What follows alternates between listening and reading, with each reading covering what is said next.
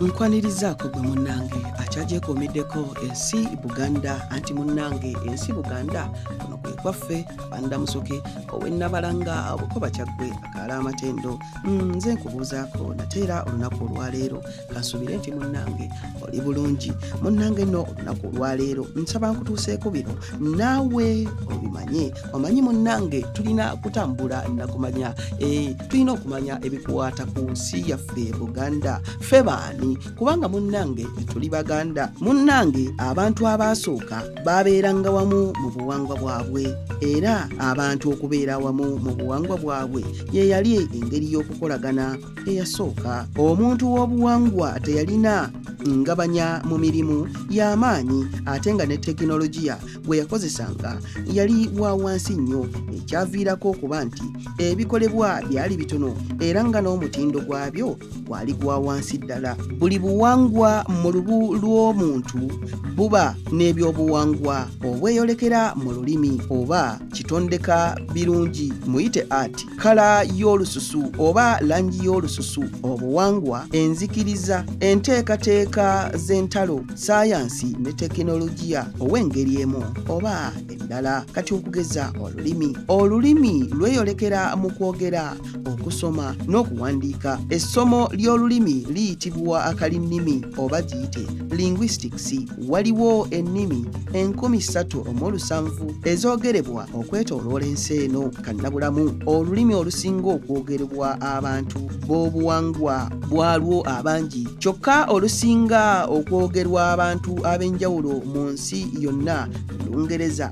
Wano mu Uganda Oluganda lwe lusinga okwogerwa abantu abangi, ate mu Africa ey'obuvanjuba Luswayiri. Kitondeka birungi oba muyite ati, kitondeka birungi nno abaddewo ebbanga lyonna omuntu lyabaddewo. Kitondeka birungi mulimu ebisiige, ebiwoole, ebifaananyi, emiziki, ennyimba, ebikozesebwa by'emiziki, nyukutologiya oba muyite literature, omuli ebitabo, ebitontome, ebikokyo, engero n'ebirala. Langi y'olususu n'obuwangwa. Abantu baawukana okuyita mu kkala oba mu langi y'olususu n'obuwangwa, giyite race and ethnicity. Eddiini n'enzikiriza. Eddiini kuba kukkiriza mu kubaawo kw'oyo asukkulumye ku bw'omuntu. Entabaganya gyekoma okukola okunoonyereza n'okuyitimuka mu sayansi n'okutegeera ekibeezaawo obwengula,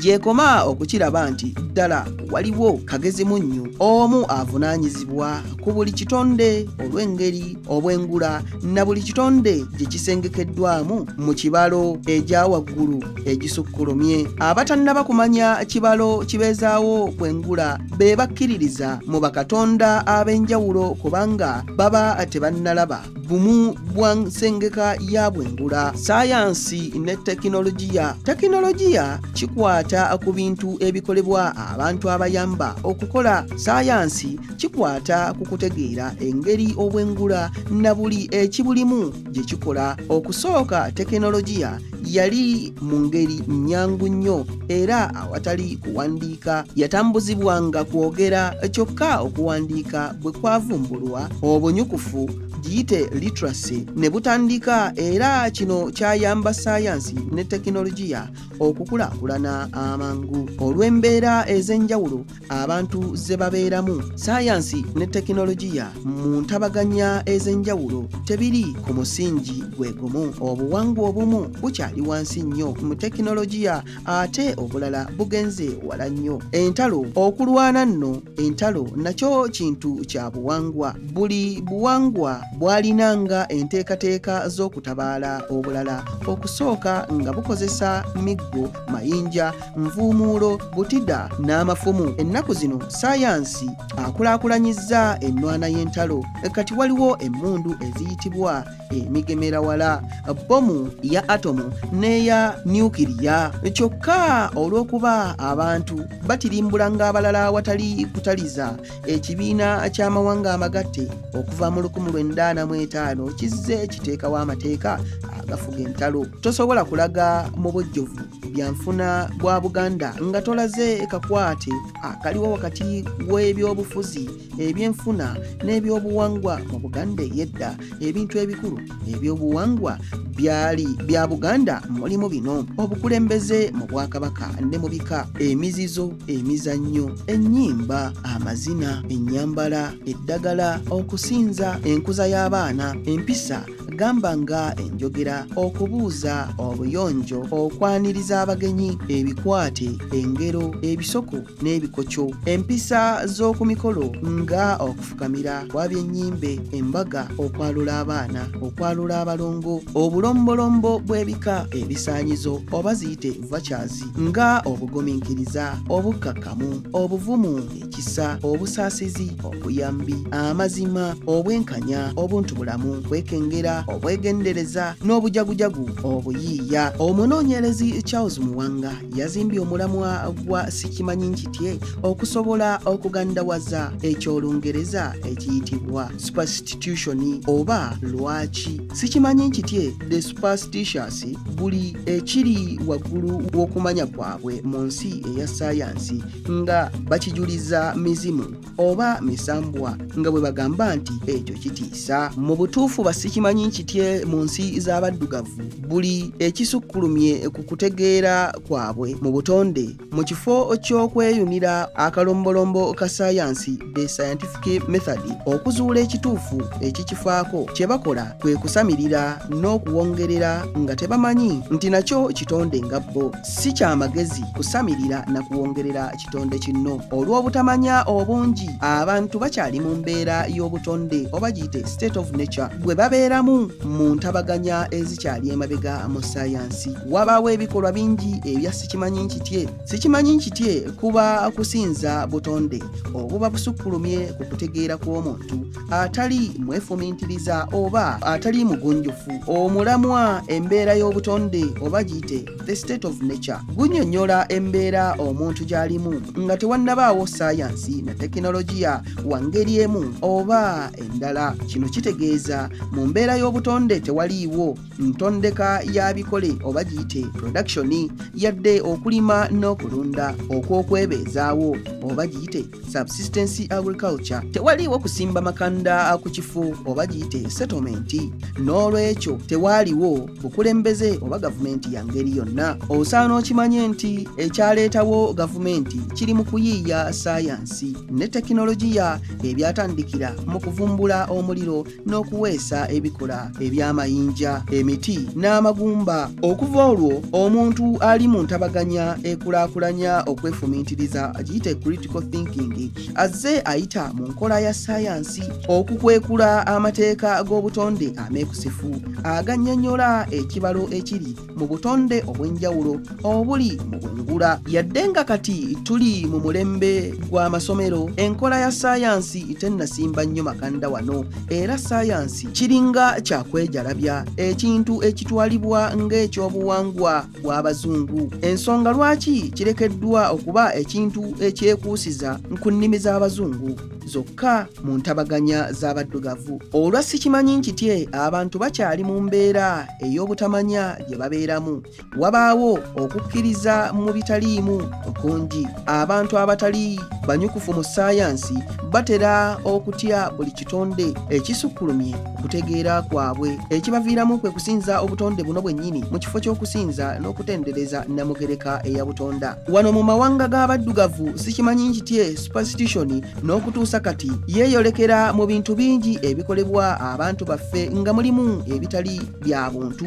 Ebimu ku bikolwa bya sikimanyi nkitye n'enneeyisa z'emabega ezisibye akanyaaga mu ntabaganya giyite society yaffe okumala ebbanga eddene mulimu bino. Ekisookera ddala okusinza, okuwongerera n'okusaddaakira obutonde nga zisseŋŋendo ziyite celestial bodies eziri mu bwengula, emiti eminene egyakula ne giwola n'enjazi oba agayinja aganene agagonnomoddwa olw'ebivagala by'embeera y'obudde giyite weather vagaries ng'enkuba, embuyaga n'omuzira. Okutwala amaanyi g'obutonde giyite natural forces ng'okujugumira oba okwesiwala okw'ettaka olwa musisi earthquake nga lubaale, era ne basinza ekintu ky'obutonde ekyateekebwawo Namugereka ate ye Katonda ne batamuteekako ssira. Ekirala okusinza n'okusamira amaanyi kasoboza oba giyite energy agaleetawo okwabulukuka giyite splitting okw'ekitangaala ekirabika oba giyite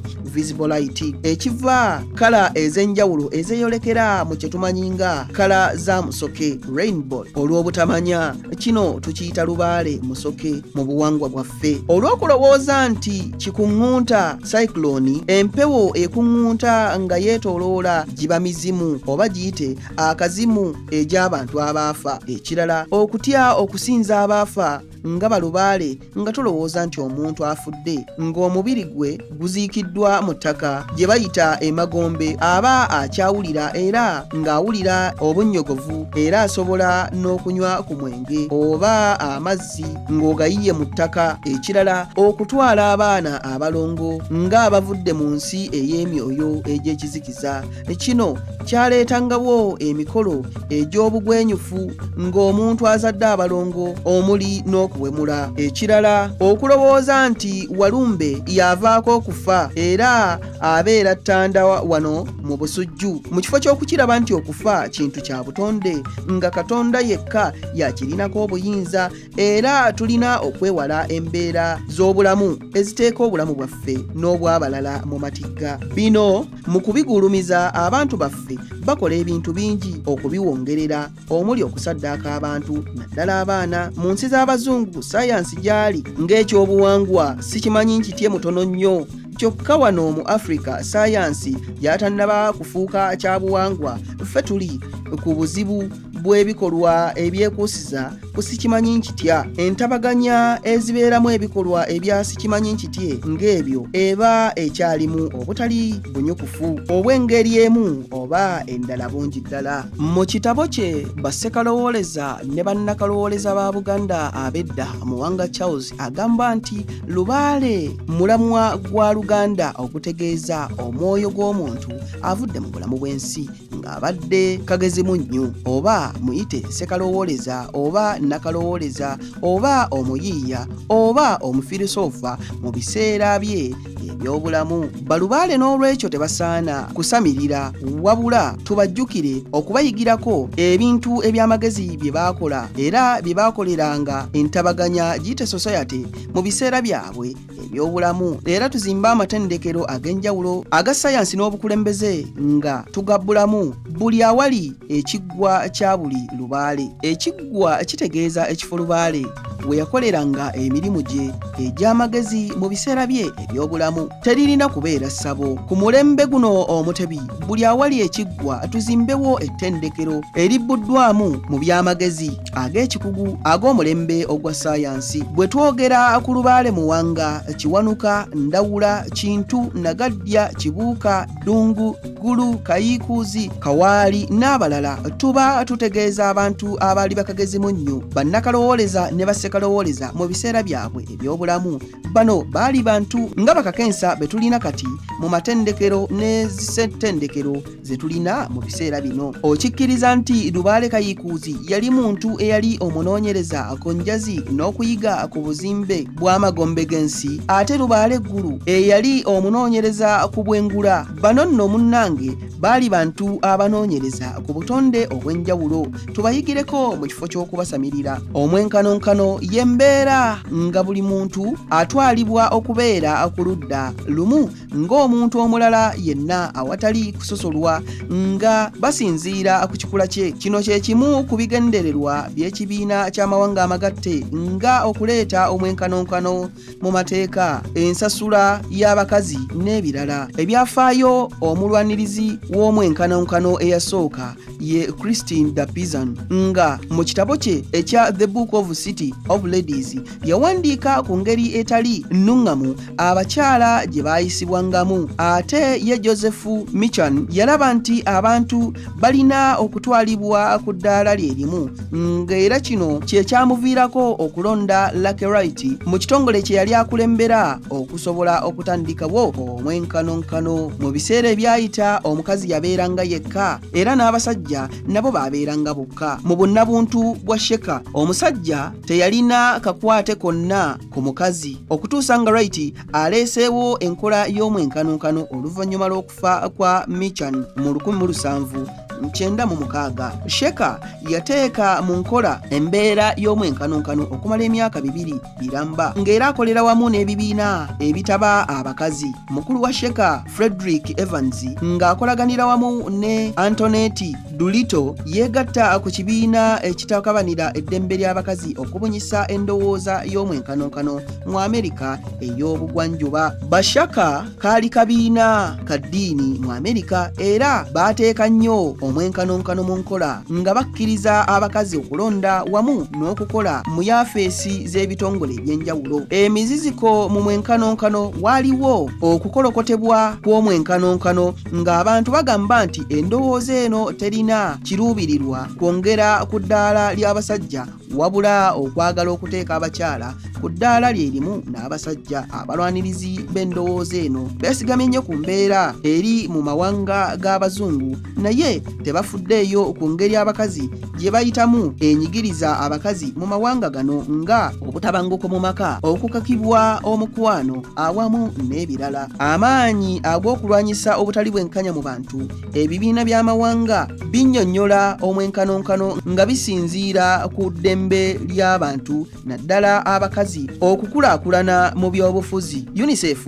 ennyonnyola nnyo omwenkanonkano nga bagamba nti abantu bonna balina okuyisibwa mu ngeri emu. Ekitongole kya UNFPA kigamba nti newankubadde endagaano nnyingi eziteekeddwako emikono okuleetawo omwenkanonkano naye era abakazi bakyali wansi nnyo ku basajja mu bugagga, emirimu, okukola mu byenfuna awamu n'ebirala. Mu mwaka gwa 2010 European Union yatandikawo essomero lya European Institute for Gender Equality ng'omu ku kaweefube w'okuleeta omwenkanonkano mu nsi eno. Omwenkanonkano kimu ku bisomesebwa mu mawanga ga Bungereza. Okutyoboolebwa kw'abakazi abakugu bakikozesa okutegeeza ebikolwa eby'effujjo ebitali birungi, ebitali biruŋŋamu ebikolebwa ku bakazi.